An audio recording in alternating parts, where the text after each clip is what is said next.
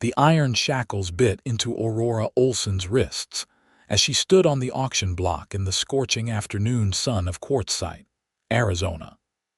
Her blue eyes scanning the crowd of rough men below with a mixture of terror and rage that threatened to consume her entirely.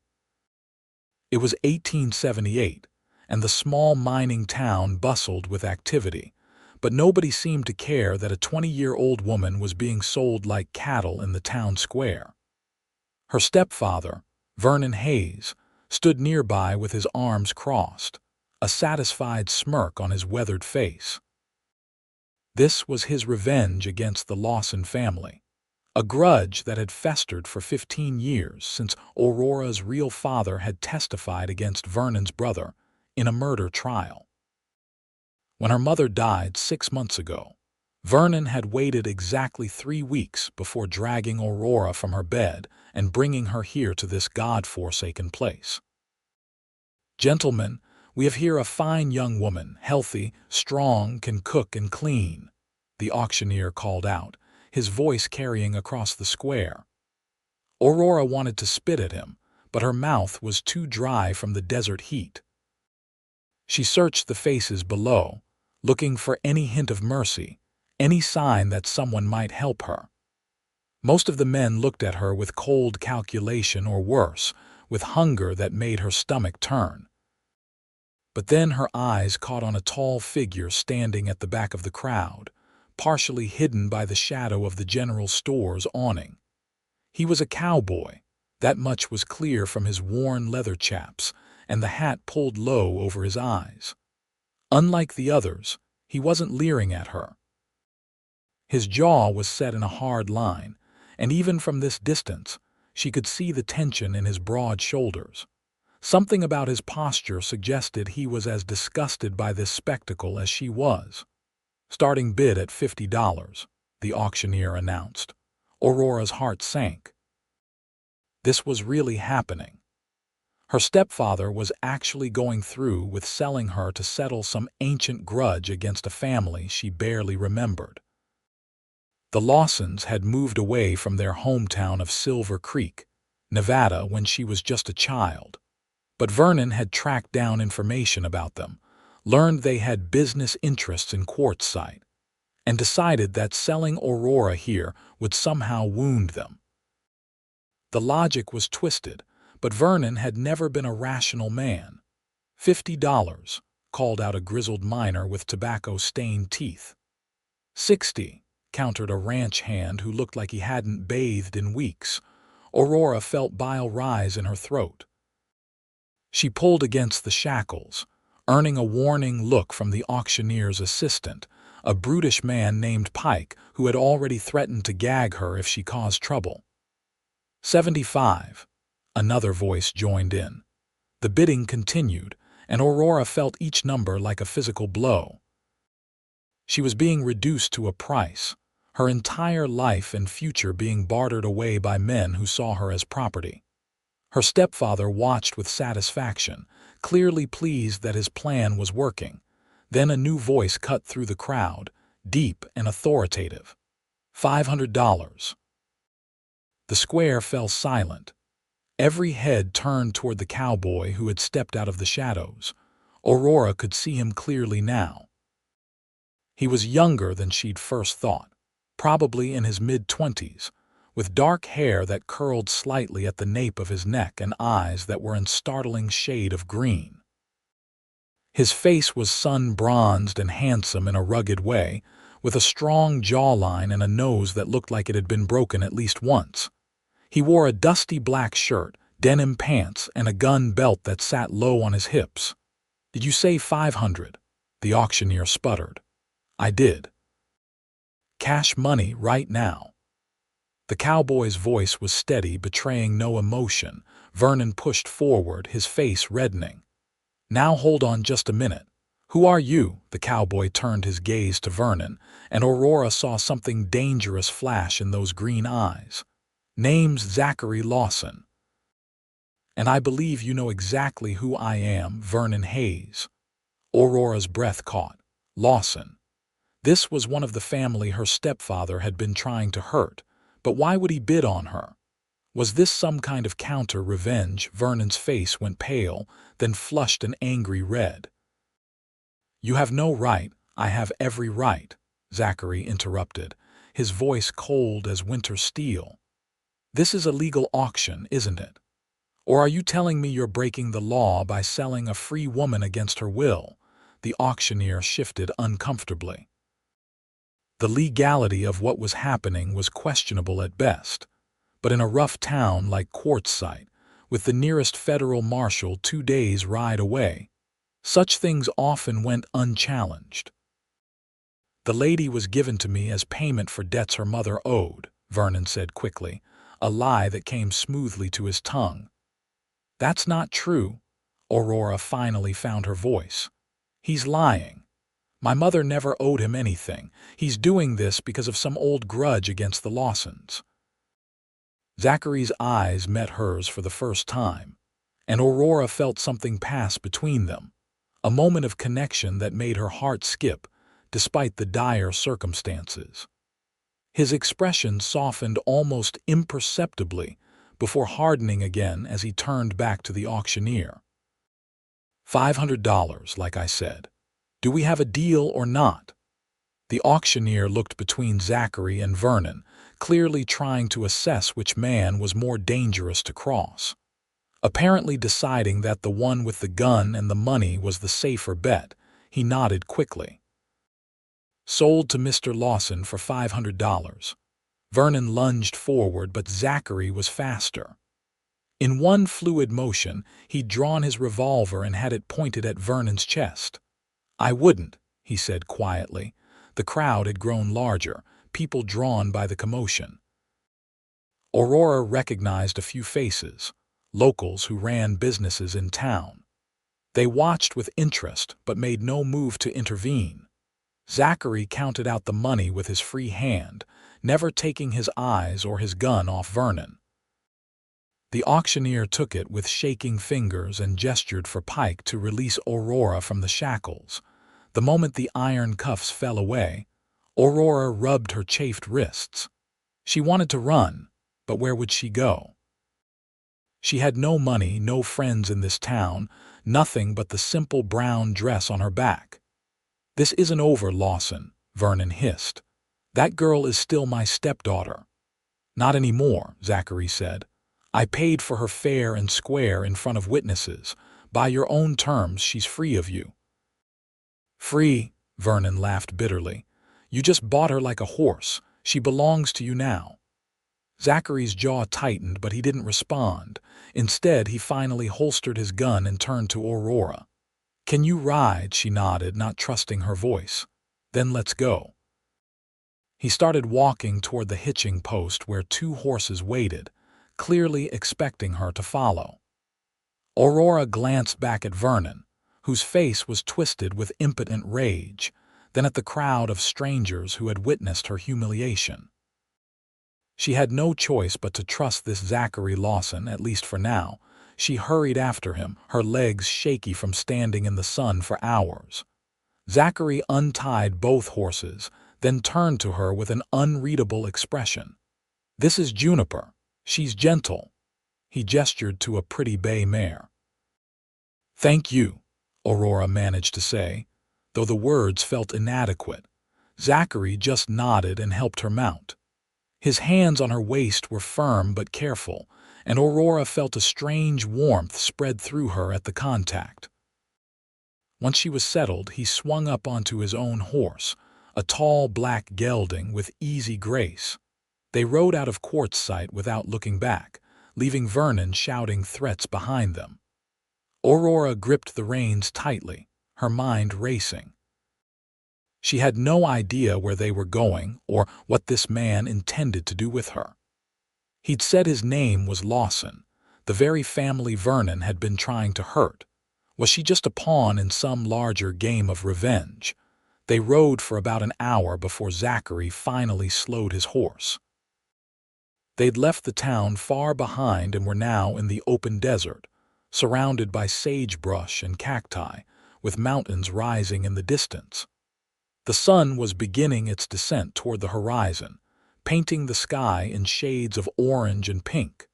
Zachary dismounted and began setting up a small camp. Aurora stayed on her horse, watching him warily. He worked efficiently, gathering brush for a fire, pulling supplies from his saddlebags. Finally, he looked up at her. "You can get down," he said. "We'll camp here tonight and head to my ranch tomorrow." Aurora slowly dismounted, her legs stiff from the ride. "Your ranch? About half a day's ride north of here. I've got a spread near the Colorado River." He struck a match and lit the kindling. "You'll be safe there." "Safe?" Aurora couldn't keep the skepticism from her voice. "You just bought me at an auction. How am I supposed to feel safe?" Zachary looked up at her, and in the fading light his green eyes were intense. "I know how this looks, but I need you to understand something. I didn't buy you because I want to own you.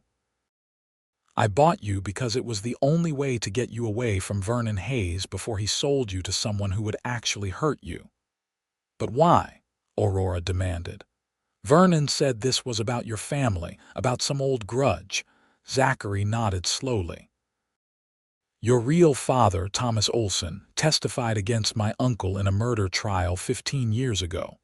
My uncle hanged for it. It split my family apart, caused a lot of pain and anger." Aurora's heart sank. So it was revenge after all, but Zachary continued. "The thing is, my uncle was guilty. He killed a man in cold blood over a card game. Your father did the right thing by testifying, even though it took courage. My father, Ezra Lawson, always said so.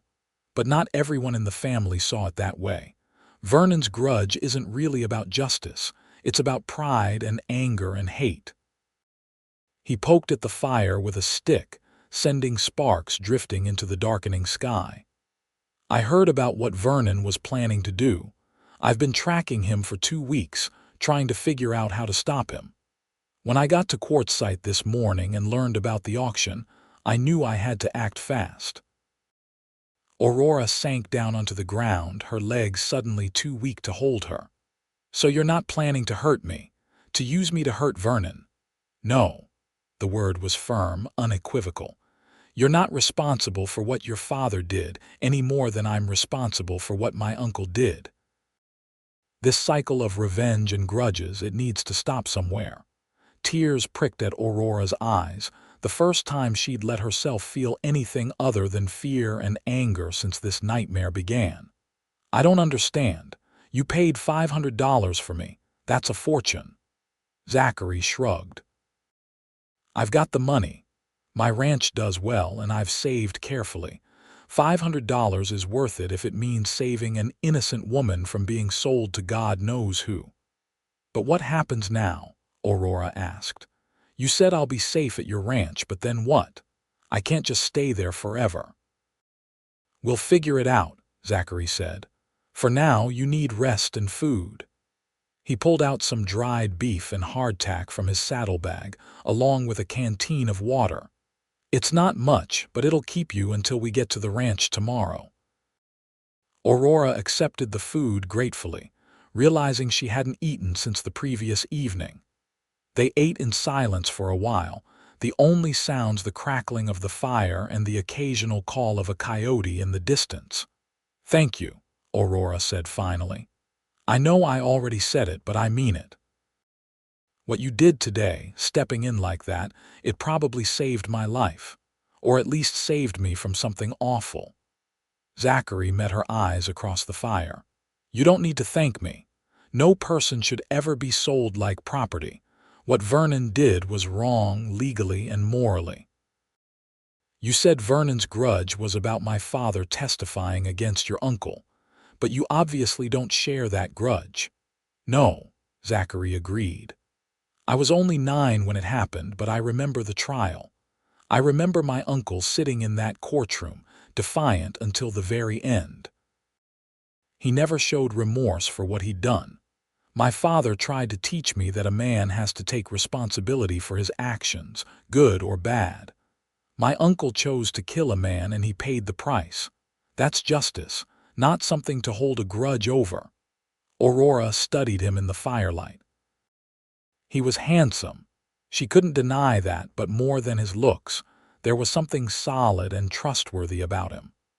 Or maybe she was just desperate to believe she could trust him because the alternative was too terrifying to contemplate. "Tell me about your ranch," she said, wanting to shift to a less heavy topic. Zachary's face relaxed slightly. "It's not huge, about 300 acres. I run cattle mostly, some horses. Got a small house, a barn, a few outbuildings. I've got 2 ranch hands who help with the work, brothers named Miguel and Carlos.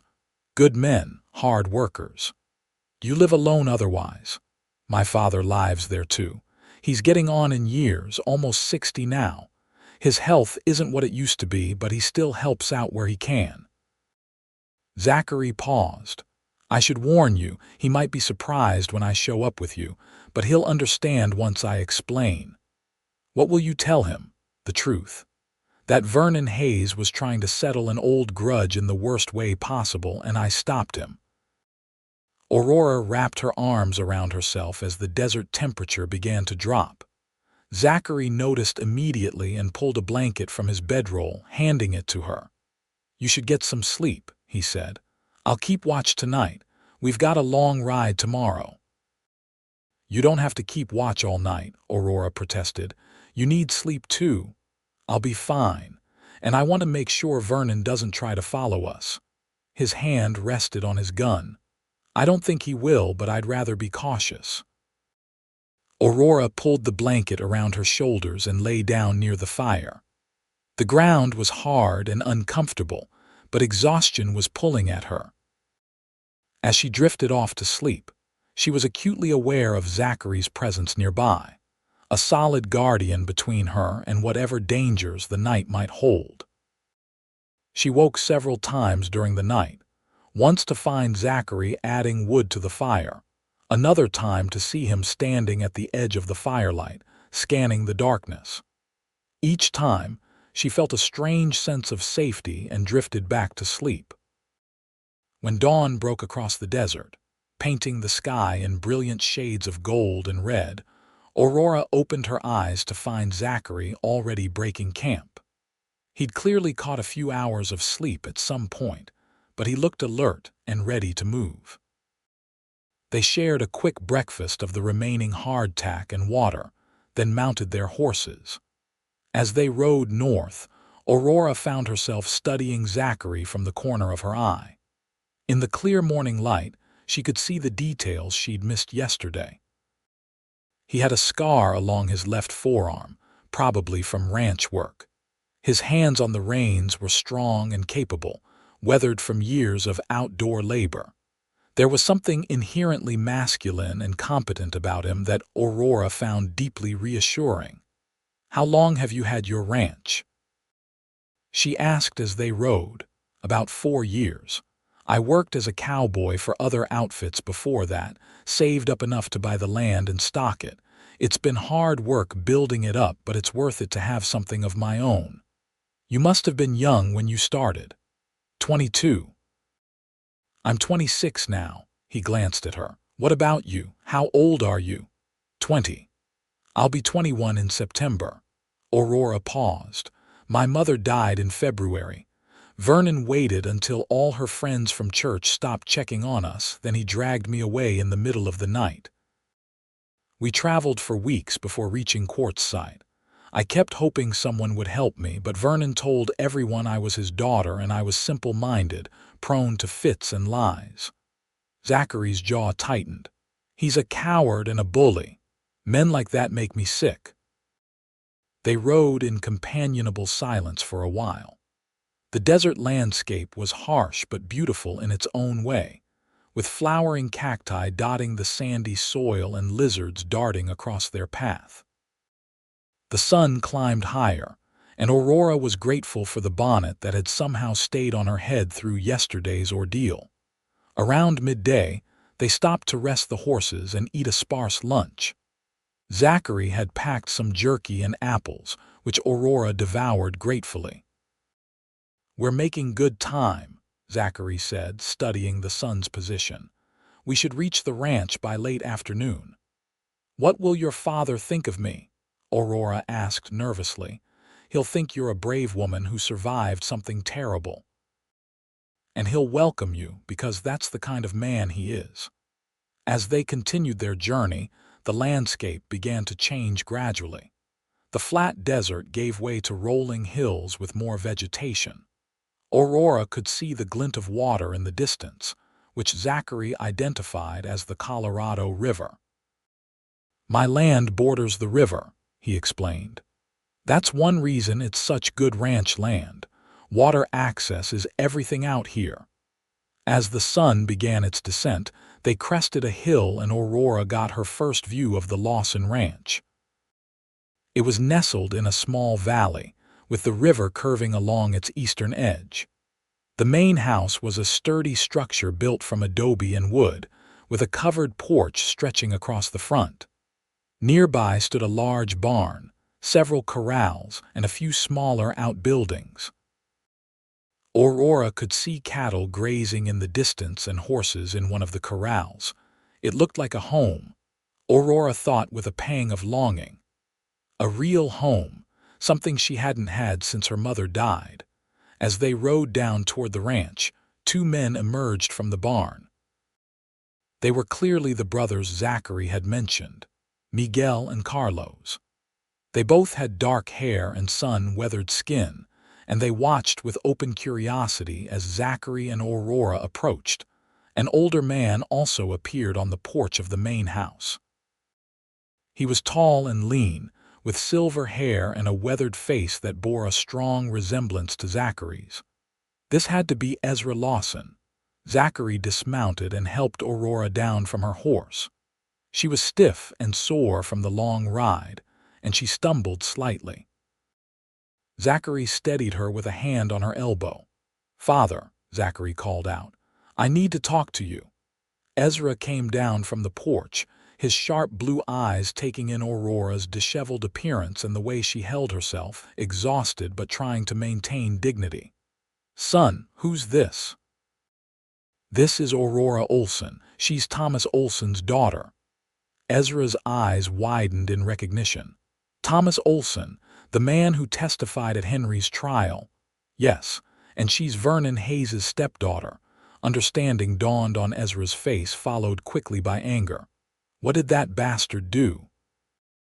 "He sold her at auction in Quartzsite, said it was to settle the grudge against our family." The color drained from Ezra's face.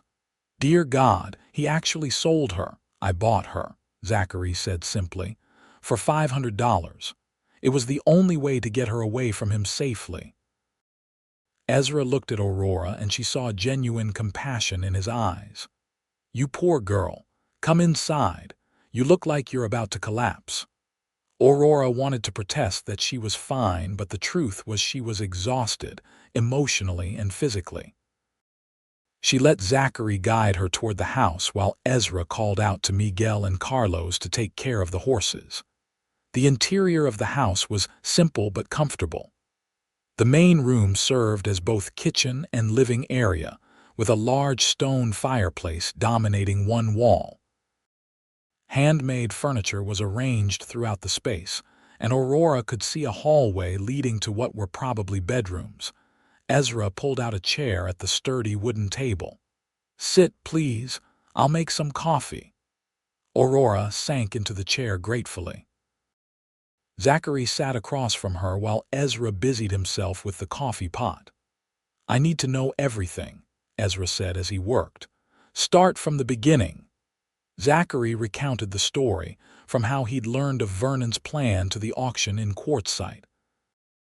Aurora added details where necessary, though it was painful to relive the experience.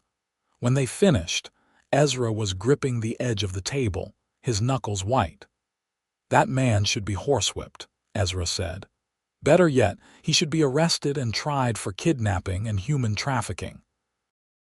"The problem is proving it," Zachary said.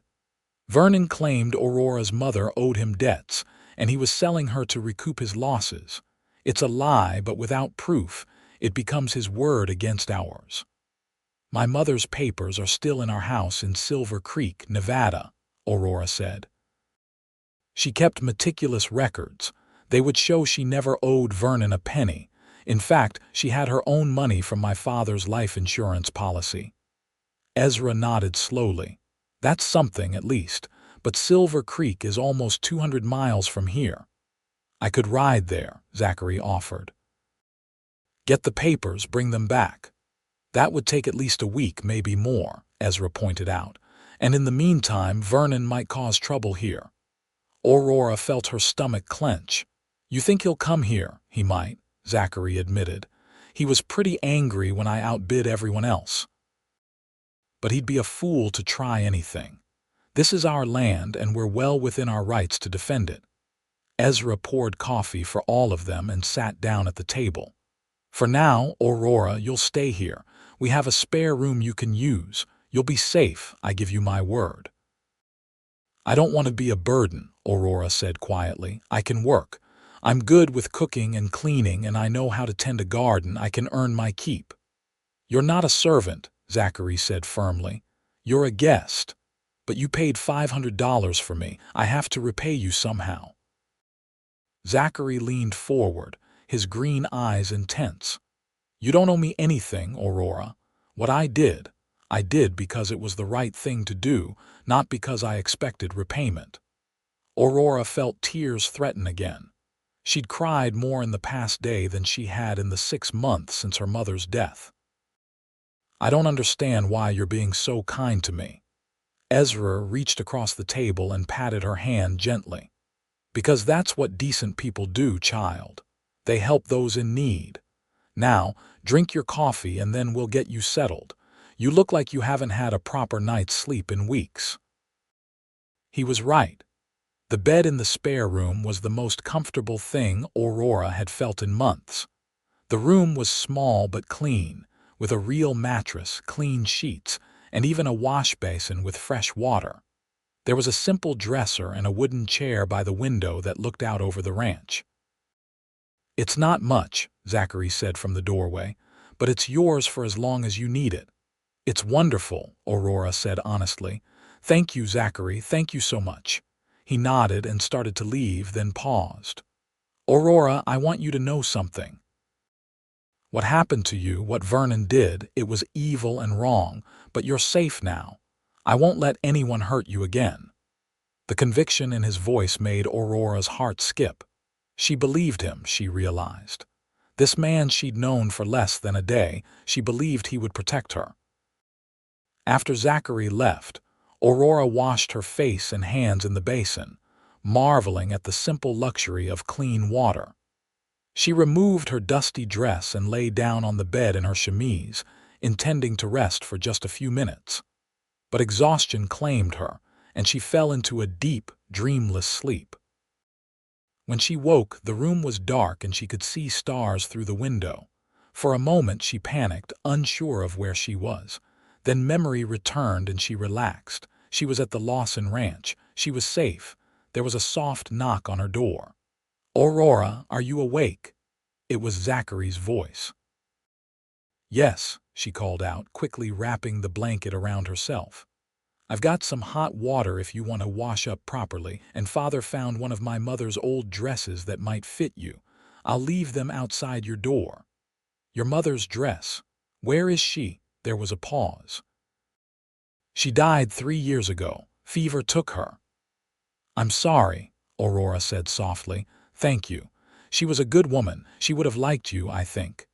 After his footsteps retreated, Aurora opened the door and found a pitcher of hot water and a neatly folded blue dress.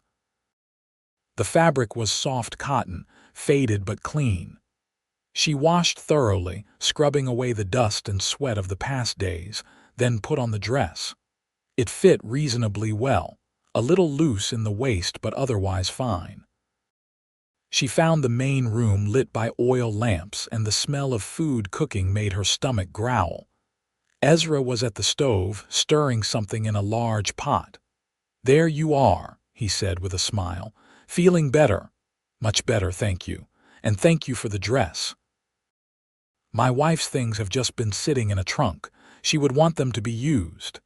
Ezra gestured to the table. Sit. Dinner's almost ready.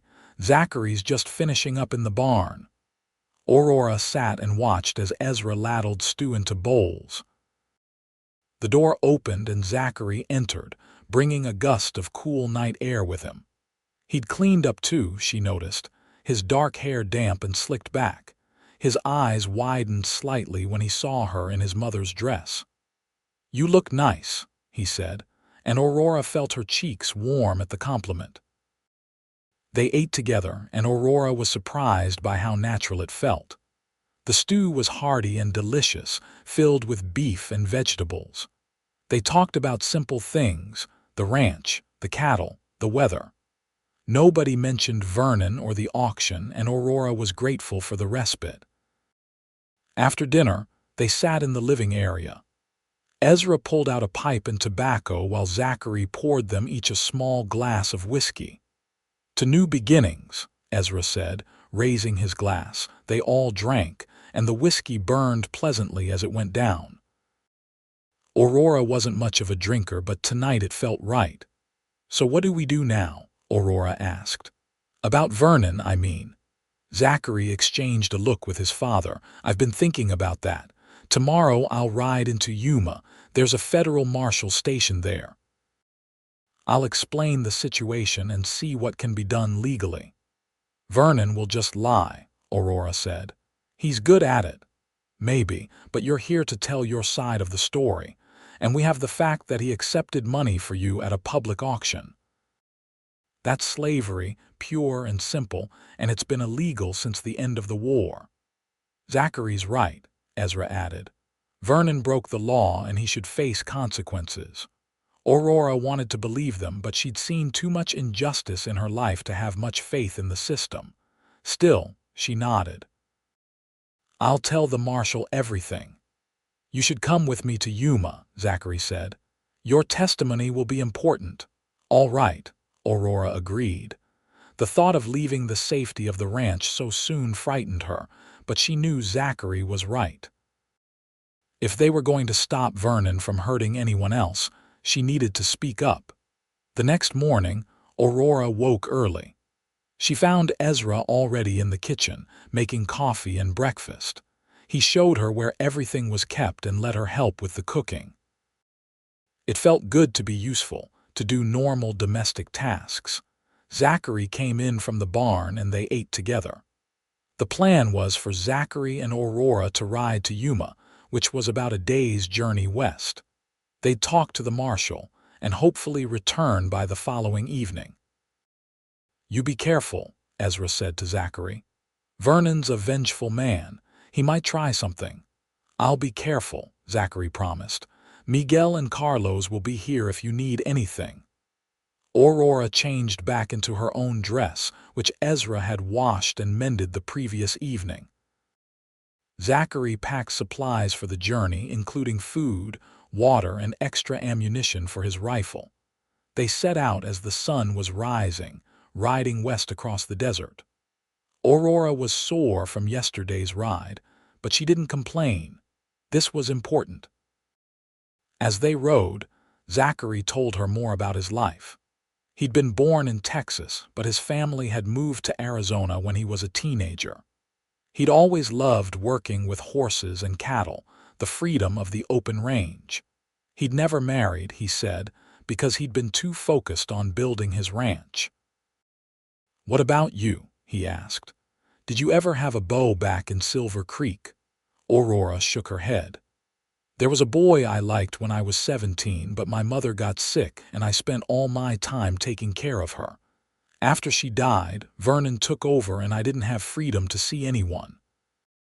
She paused. "Not that I would have wanted to, with Vernon controlling everything." "What was your mother like?" "She was wonderful, kind, patient, loving. She tried so hard to make me happy after my father died. I was only 5 when he passed, so I don't remember him very well." Aurora smiled sadly. "She always said I had his eyes. He had blue eyes, too." "I'm sure he would be proud of you," Zachary said. "The way you've handled everything that's happened, the strength you've shown, that takes courage." Aurora felt a warmth spread through her chest at his words. "I don't feel very courageous. Mostly I've just felt scared. Courage isn't the absence of fear. It's doing what needs to be done despite the fear. They reached Yuma by late afternoon. It was a larger town than Quartzsite, with a military fort and a territorial prison. Zachary led them to a building that served as the marshal's office. The federal marshal was a man in his 40s named Samuel Curtis. He had graying hair and tired eyes that had seen too much of humanity's darker side. He listened carefully as Zachary explained the situation, then turned to Aurora. "Miss Olsen, I need to hear your account directly. Tell me everything that happened." Aurora took a deep breath and told her story. She described her mother's death, Vernon's increasing cruelty, being dragged to Quartzsite, the auction. Marshal Curtis took notes, occasionally asking clarifying questions. When she finished, he sat back in his chair. "This is serious. What Vernon Hayes did is absolutely illegal. The problem is going to be finding him and bringing him in." "He might still be in Quartzsite," Zachary said. "I'll send word to the local sheriff there, but these things take time." Marshal Curtis looked at Aurora with sympathy. "In the meantime, miss, you need to stay somewhere safe. You have family, friends." "She's staying with us," Zachary said firmly. "At my ranch, she'll be safe there." Marshal Curtis studied Zachary for a long moment. "You're Ezra Lawson's boy, aren't you? I know your father, he's a good man." "Yes, sir." "All right, then. I'll start the legal process. I'll need Miss Olsen to make a formal statement, sign some papers, but after that you can head home." It took another hour to complete all the paperwork. When they finally left the marshal's office, the sun was setting and it was too late to start the journey back to the ranch. "We'll stay at the boarding house tonight," Zachary said. "Head back in the morning." The boarding house was a respectable establishment run by a stern-faced widow named Mrs. Patterson. Zachary got 2 separate rooms, and they had dinner in the boarding house's dining room. As they ate, Aurora found herself watching Zachary. Over the past 2 days, he'd shown her nothing but kindness and respect. He'd saved her from a terrible fate, given her shelter, and was now helping her get justice. She was starting to realize that her feelings toward him were evolving beyond simple gratitude.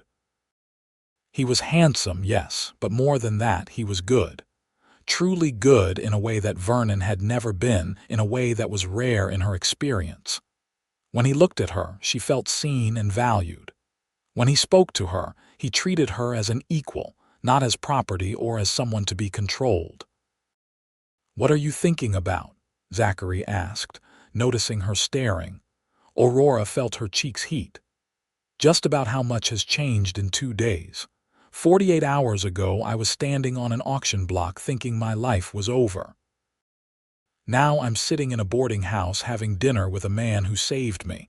It doesn't seem real." "It's real," Zachary said softly. "And things are going to get better, Aurora. I promise you that." That night, lying in her room at the boarding house, Aurora couldn't sleep. Her mind kept returning to Zachary, to the way he'd looked at her across the dinner table, to the gentle way he'd helped her dismount from her horse. She was attracted to him, she admitted to herself. Not just grateful, but genuinely attracted. But what did that mean? He'd bought her at an auction. Yes, he'd done it to save her, and yes, he'd made it clear he didn't see her as property. But the circumstances of their meeting were so strange and troubling. Could anything real develop from such a beginning? And yet, lying there in the dark, Aurora found herself hoping that something could develop. Zachary Lawson was the kind of man she dreamed of meeting someday, someone strong and principled and kind. The fact that he'd come into her life in such a dramatic way didn't change who he was. The next morning, they started the journey back to the ranch. They were about halfway there, riding through a particularly desolate stretch of desert when Aurora spotted movement on a ridge to their right. "Zachary," she said urgently. He'd already seen it. 3 riders were approaching from the north, moving fast. Zachary's hand went to his gun as he urged his horse to move faster. "Stay close to me," he ordered. Aurora's heart pounded as they rode. Were the riders hostile, or just other travelers on the same road? The answer came when one of the riders fired a shot. The bullet kicked up dust several feet to their left. "Ride," Zachary shouted. They galloped across the desert, the horses' hooves pounding the hard, packed earth. Aurora clung to her reins, urging Juniper to greater speed. Behind them, she could hear the pursuing riders getting closer. Another shot rang out, this one closer. Zachary twisted in his saddle and returned fire, his shot precise despite the motion. One of the pursuing riders jerked and fell from his horse. "There's an outcropping ahead," Zachary called out. "We'll make a stand there." He led them to a cluster of large boulders that offered some cover. They dismounted quickly, and Zachary pulled his rifle from its scabbard. "Stay down," he ordered Aurora, positioning himself behind a boulder. The two remaining riders had pulled up about 50 yards away. Aurora's blood ran cold when she recognized one of them. "Vernon." "Lawson," Vernon shouted. "Send the girl out and we'll leave you be." "Not a chance," Zachary called back. "And you're already in enough trouble, Hayes. The federal marshal in Yuma has your name now. You're wanted for kidnapping and human trafficking." Vernon laughed, but it was an ugly sound. "You think I'm afraid of some marshal? I'll be across the Mexican border by tomorrow."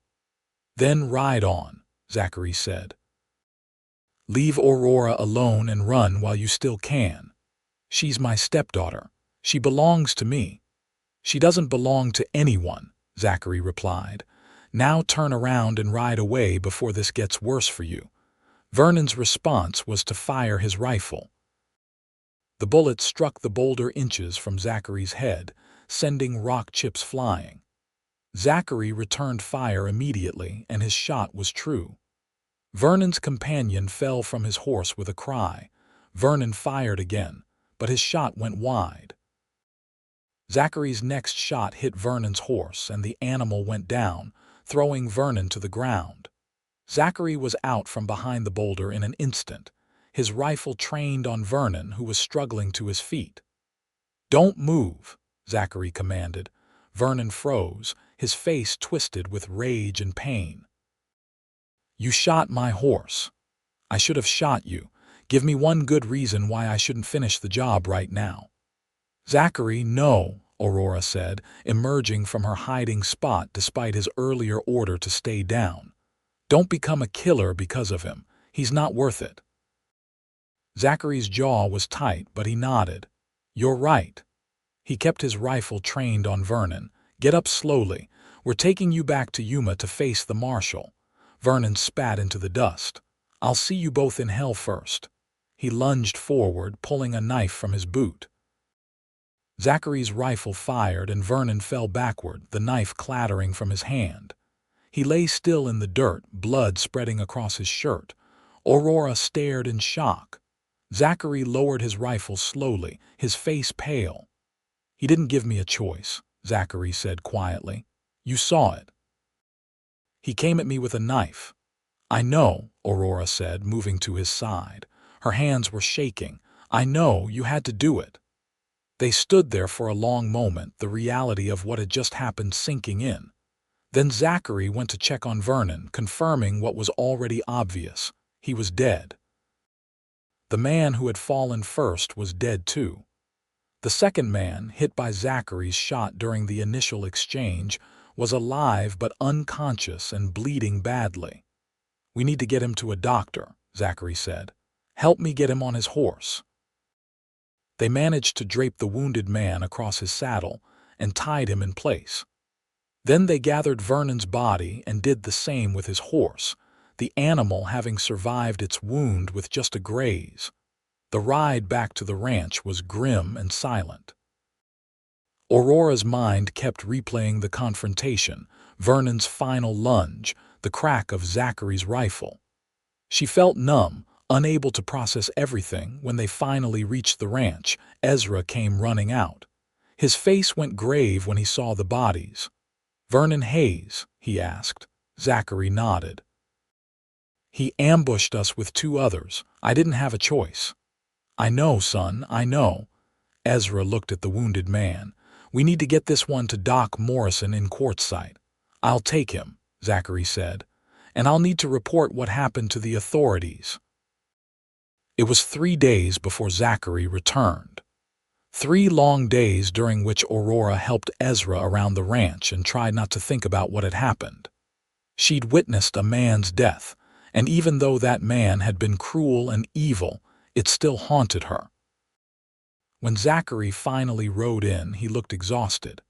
Ezra and Aurora met him on the porch. "How did it go?" Ezra asked. "The wounded man survived. His name is Pete Rowley. He confessed that Vernon hired him and his brother to help ambush us. The marshal ruled the deaths as justifiable self-defense." Zachary dismounted heavily. "Vernon's body has been buried in Quartzsite. There was no family to claim it." Aurora felt a complicated swirl of emotions: relief that the nightmare was truly over, sadness for the waste of life, guilt that she felt glad Vernon was dead. "Come inside," Ezra said gently. "You need rest and food." That evening, after Ezra had gone to bed, Aurora and Zachary sat together on the porch. The night was cool and clear, stars blazing overhead. "I killed a man," Zachary said quietly. "I've been in fights before, drawn my gun on people.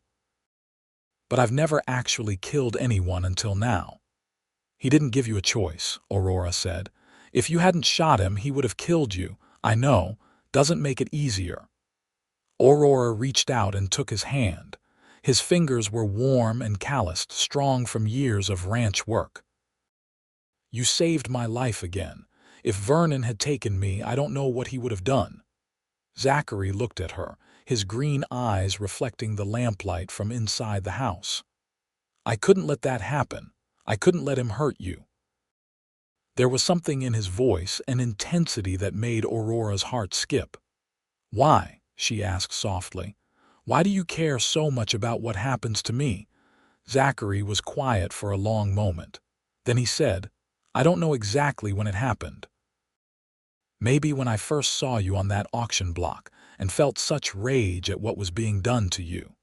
Or maybe it was during our ride to the ranch when you showed such courage despite everything you'd been through. But somewhere along the way, Aurora, I started to care about you. Not out of duty or guilt or anything like that. I care about you because of who you are." Aurora's breath caught. "Zachary, you don't have to say anything," he interrupted. "I know this is complicated. We met under terrible circumstances and you've been through hell. The last thing you probably want is for me to have feelings for you." "That's not true," Aurora said. "I do want that because I have feelings for you too." Zachary's eyes widened. "You do?" "Yes. You're kind and brave and good. You saved me when you didn't have to. You've shown me nothing but respect and care. How could I not develop feelings for you?" Zachary squeezed her hand gently. "I don't want to rush you into anything. You need time to heal from what Vernon did, time to figure out what you want for your future." "I know what I want," Aurora said with sudden certainty. "I want to stay here. I want to make a life in this place with you." "Aurora, I'm not saying we have to get married tomorrow," she continued quickly. "I know we need time to really get to know each other, but I want that time. I want the chance to see where this goes." Zachary pulled her closer, his arm coming around her shoulders. "Then that's what we'll do. We'll take our time, do this right." They sat together on the porch for hours, talking about their hopes and dreams. Aurora told Zachary about her childhood, the happy years before her father died and the difficult ones after. She talked about her mother, about the woman's strength and grace in the face of hardship. She shared her fears and insecurities, things she'd never told anyone. Zachary, in turn, told her about his own life, about growing up the son of a rancher, learning to rope and ride before he could properly read, about his mother's death and how it had devastated both him and his father, about his dreams for the ranch, his hope to build something lasting. As the night deepened and the air grew colder, they finally went inside. At the door to her room, Zachary paused. "Good night, Aurora," he said softly. "Good night, Zachary." He leaned down and pressed a gentle kiss to her forehead. It was chaste and sweet, but it sent warmth flooding through Aurora's entire body. Over the following weeks, Aurora settled into life on the ranch. She took over most of the cooking and housework, insisting, despite Ezra and Zachary's protests, that she wanted to contribute. She planted a vegetable garden near the house and tended it carefully. She learned to churn butter and bake bread in the big iron stove, but she also learned ranch skills.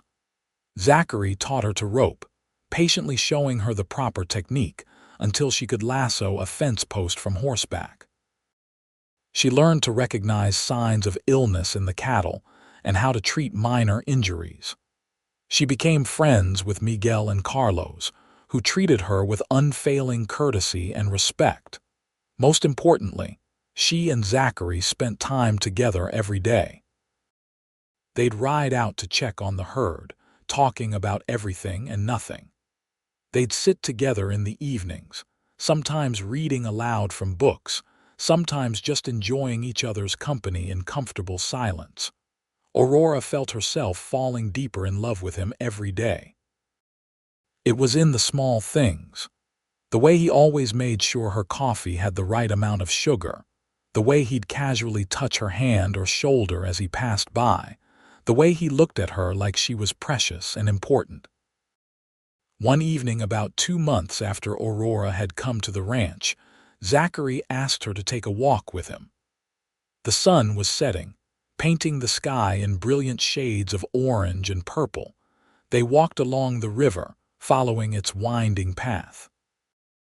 The water was low this time of year, burbling peacefully over smooth stones. "Aurora, there's something I need to talk to you about," Zachary said, his voice serious. Aurora's heart skipped. "What is it?" "I've been thinking about the future, about what I want and where I'm going." He stopped walking and turned to face her. "And I realized that all my plans, all my dreams, they all include you now." Aurora felt tears prick her eyes. "Mine include you too. I know we said we'd take our time, and I meant that, but I also know how I feel, and I don't see that changing." Zachary took her hands in his. "I love you, Aurora Olsen. I love your strength and your kindness and your courage. I love the way you laugh and the way you hum while you're cooking and the way you're not afraid to get your hands dirty working on the ranch. I love everything about you." "I love you too," Aurora whispered. "So much it scares me sometimes." Zachary reached into his pocket and pulled out a small box. When he opened it, Aurora saw a simple gold band set with a small diamond. "It was my mother's," Zachary said. "Father gave it to me and said she'd want you to have it." "Aurora, will you marry me? Will you be my wife and spend the rest of your life with me?" "Yes," Aurora said, tears streaming down her face now. "Yes, of course I'll marry you." Zachary slipped the ring onto her finger. It fit perfectly. Then he pulled her into his arms and kissed her properly for the first time. His lips were warm and gentle, and Aurora felt like her heart might burst from happiness. When they finally broke apart, they were both smiling. "We should go tell Father," Zachary said. Ezra was delighted by the news. He pulled out a bottle of good whiskey he'd been saving for a special occasion, and they toasted to the future. Miguel and Carlos, when they heard the next morning, were equally happy. Carlos's wife, Maria, who Aurora had met several times, immediately started planning the wedding celebration. They decided to marry in 6 weeks, giving time for Zachary to ride to Silver Creek and retrieve Aurora's mother's papers and any possessions she wanted from the house. The trip took him 12 days, but he returned with a trunk full of Aurora's belongings, including her mother's Bible, some photographs, and the papers proving Vernon had lied about the debts. The wedding was held on a beautiful September day, just after Aurora's 21st birthday. A circuit preacher who traveled through the territory performed the ceremony in the yard of the ranch, under a large cottonwood tree. Ezra stood as witness, beaming with pride. Miguel, Carlos, and Maria were there, along with several neighboring ranchers and their families. Aurora wore a dress that had been her mother's, cream-colored silk that Maria had altered to fit. Zachary wore his best suit, looking impossibly handsome with his dark hair neatly combed and his green eyes shining with love. As they exchanged vows, Aurora thought about the journey that had brought her to this moment. The pain and fear of being sold, the terror of standing on that auction block, the uncertainty of trusting Zachary. All of it had led to this, to standing under a tree with the man she loved, promising to spend the rest of her life with him. "I do," she said when the preacher asked if she took Zachary to be her husband. "I do," Zachary echoed when it was his turn. "Then by the power vested in me, I now pronounce you husband and wife. You may kiss your bride." Zachary didn't hesitate. He pulled Aurora close and kissed her deeply, and she kissed him back with all the love in her heart. The small gathering cheered and applauded. The celebration lasted into the evening, with food and music and dancing. Aurora danced with Zachary, with Ezra, with Miguel and Carlos. She laughed more than she had in years, feeling truly happy and safe for the first time since her mother had died. That night, she and Zachary went to his room, which was now their room, their sanctuary. He was gentle and patient with her, making their wedding night everything it should be. Tender, loving, and beautiful. Life on the ranch settled into a happy rhythm. Aurora and Zachary worked side by side during the days and fell into each other's arms at night. They were building a life together, a real life full of love and purpose. About 4 months after the wedding, Aurora realized she was pregnant. She told Zachary one evening as they sat together on the porch watching the sunset. "I'm going to have a baby," she said softly. Zachary's face lit up with joy. "Truly, truly. Around June, I think." He pulled her into his arms, holding her close. "I'm going to be a father. We're going to have a family. Are you happy?" Aurora asked. "Happy doesn't begin to describe it," Zachary said. "You've given me everything, Aurora. Love, a real home, purpose, and now a child. I'm the luckiest man alive." The pregnancy progressed smoothly. Aurora continued her work around the ranch for as long as she was able, only slowing down in the last few months when her belly grew too large to be comfortable. Zachary was attentive and careful, constantly worried about her health and comfort. Ezra was thrilled at the prospect of becoming a grandfather. He started working on a cradle, carving it from beautiful oak wood. Maria came by regularly to check on Aurora and share advice from her own pregnancies. In late June of 1879, Aurora went into labor. It was long and difficult, but Maria and the midwife they'd brought in from town were skilled. Zachary waited outside, pacing nervously, until finally he heard the cry of a newborn.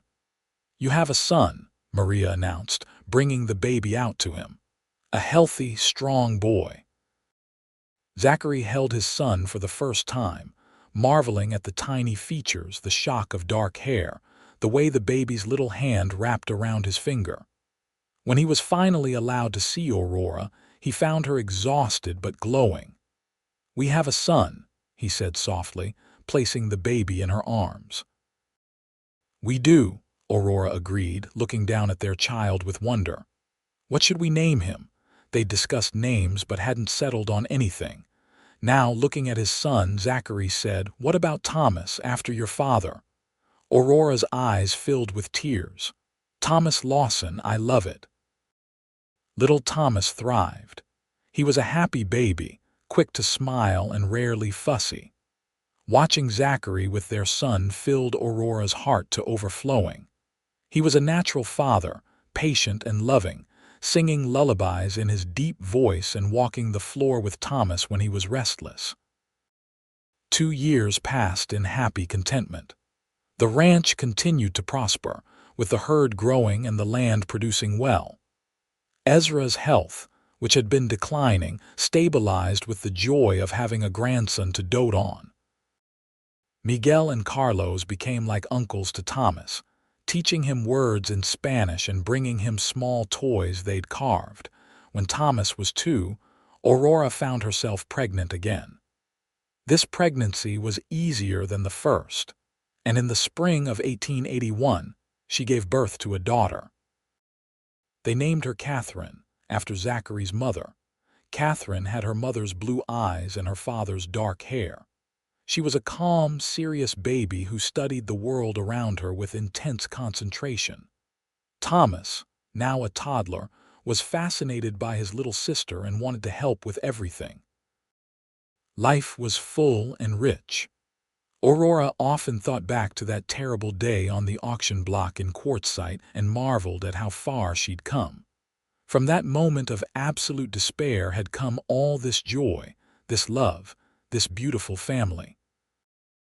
One evening, when Catherine was about 6 months old, Aurora and Zachary sat on their porch watching Thomas chase fireflies in the yard.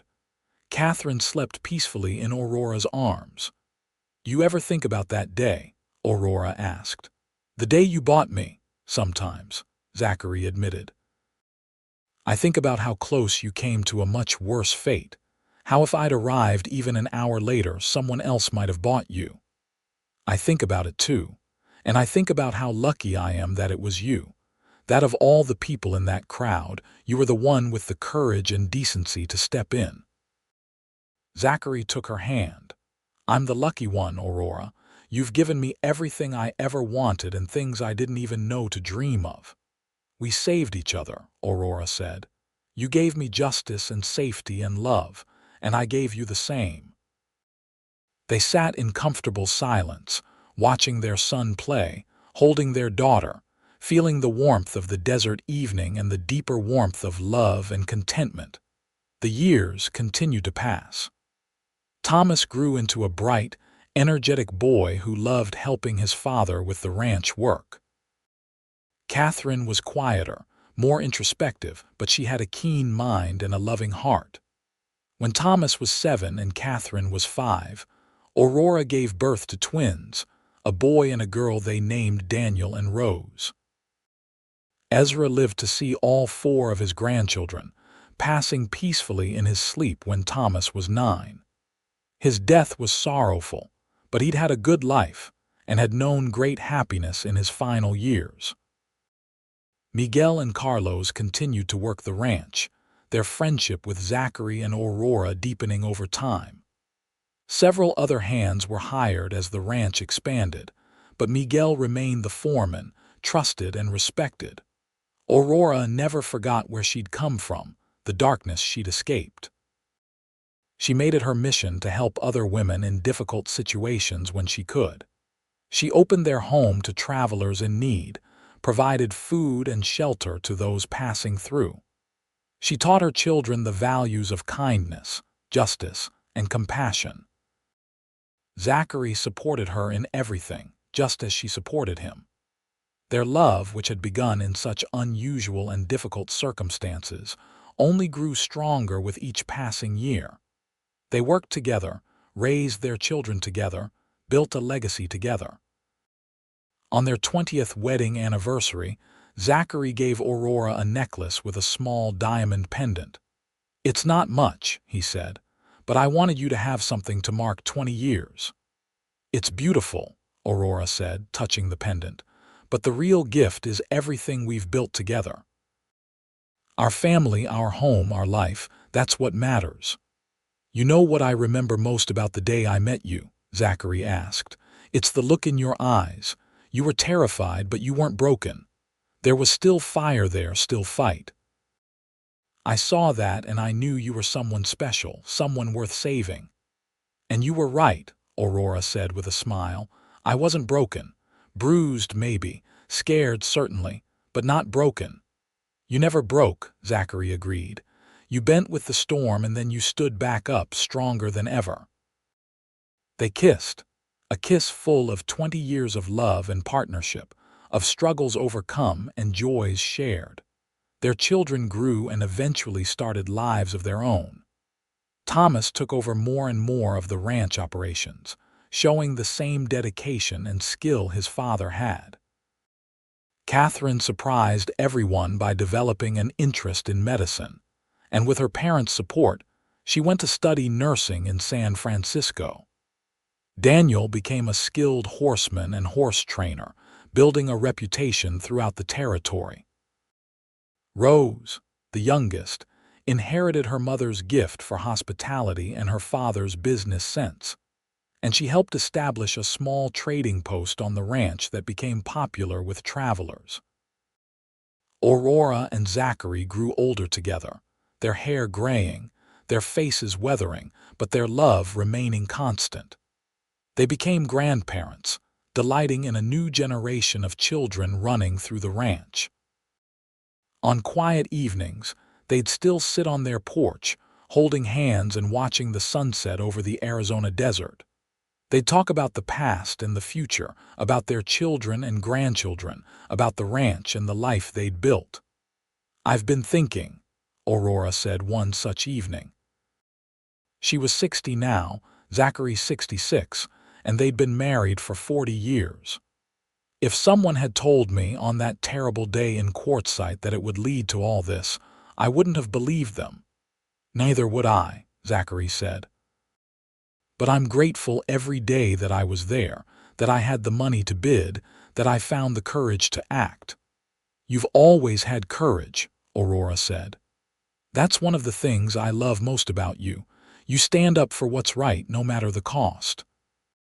"You taught me something about courage too," Zachary said. "Real courage isn't the absence of fear. It's moving forward despite the fear. You did that. You survived Vernon's cruelty, the auction, the uncertainty of coming to live with strangers. And you didn't just survive, you thrived. You built this family, this home. You're the strongest person I know."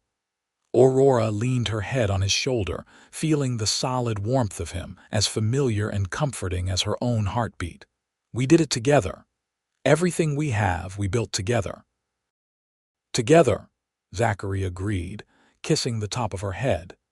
They sat in peaceful silence as the sky darkened and the first stars appeared. Somewhere in the distance, they could hear Thomas calling to his own children, and the sound of young laughter carried on the evening breeze.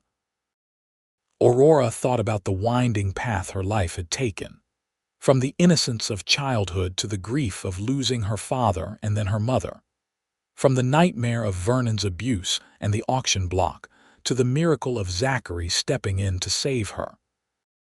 From a terrified young woman with no future to a beloved wife, mother, and grandmother surrounded by family. "I wouldn't change anything," she said suddenly.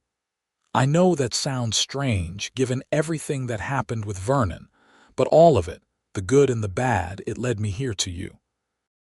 And I wouldn't trade this life for anything." "I feel the same," Zachary said. "Every choice, every moment it brought us to each other, that makes it all worthwhile." As the years continued to pass, Aurora and Zachary remained active in their community. They became elder statesmen of sorts, respected for their fairness and generosity. Young couples would come to them for advice. Neighbors would seek their counsel in disputes. They were pillars of the small community that had grown up around the ranches along the Colorado River. Aurora never forgot the women who might be suffering as she once had.